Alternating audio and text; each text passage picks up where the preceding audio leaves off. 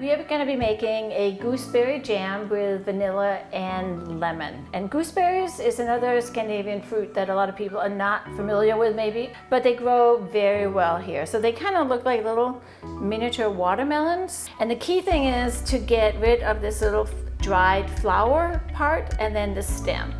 And the easiest thing is to use a sharp knife and then use your finger to just snap it off like that. But you do want to go through this step even though it is time consuming. You're just going to get a lot cleaner product because, you know, we're eating the whole thing. We're not straining anything out.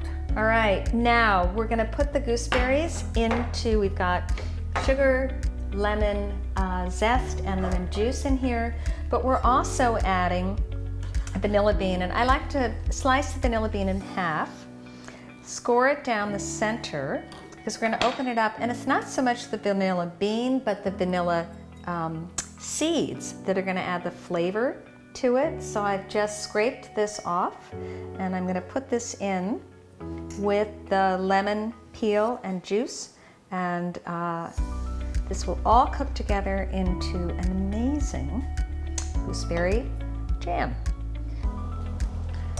And get this going. Mette's been so patient plucking all of the gooseberry stems. And if you're going to make this and actually preserve it, so what we do, we don't do water bath preserving. We just preserve it in clean jars and then we put it in the freezer. So you want to do is put a small plate like this in the freezer as you start, and then that will cool down while you cook. And we give some recommended times for how long you should cook this. But again, there is such a variance that it's impossible to say exactly the amount of time. But it's about 15 minutes. But once you've cooked it, things like this a few times, you get a better idea of how long it really takes. But once you think that it's like, oh, it's probably ready now, and it will be quite liquidy because it actually stiffens up a lot as it cools. But when you get to this point where it's liquidy and, you know, everything looks soft, you turn the heat off, and then you take your plate out from the freezer.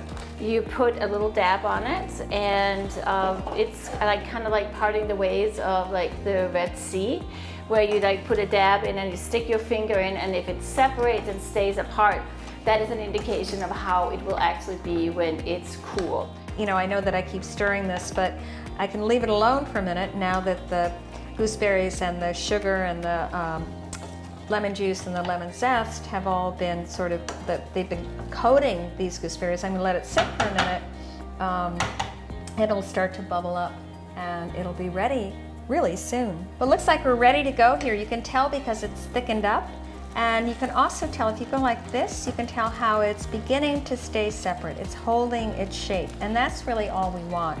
This is going to seize up a little more as it cools, but we're so close right now. I think we're going to stop, and Mette's going to start putting it in jars. We'll put some jars over here so we can fill. And again, you don't have to put this in jars. You know, you can just put it in one big container, but 1 cup jars, I think, exactly. I like the best. That's perfect. So I like using this stainless steel funnel, wide funnel.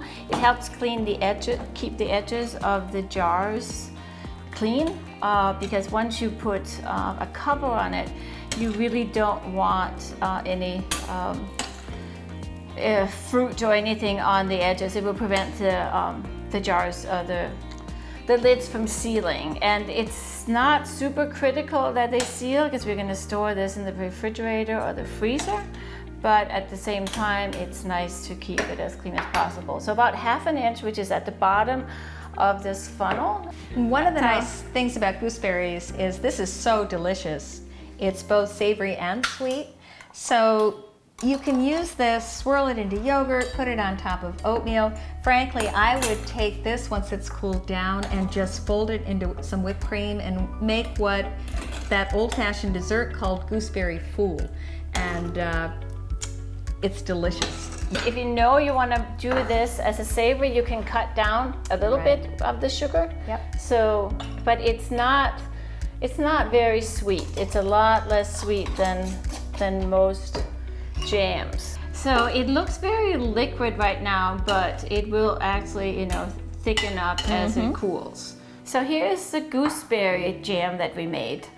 In it, as you can see, it has thickened quite a bit from the liquidy part it was in the pan, and it tastes great just on toast. But you can also make a really quick dessert out of it. So these are purchased cookies. These are these little Maple-oat cookies, and we're going to put a little bit of mascarpone, or a lot, depending on how this works out for me. But you know, it's all good stuff, and a little bit of the jam on top. And of course, it's summer, so we have edible flowers. These are little gem marigolds, so they have kind of a little spicy, citrusy flavor, so I think will go nice with this.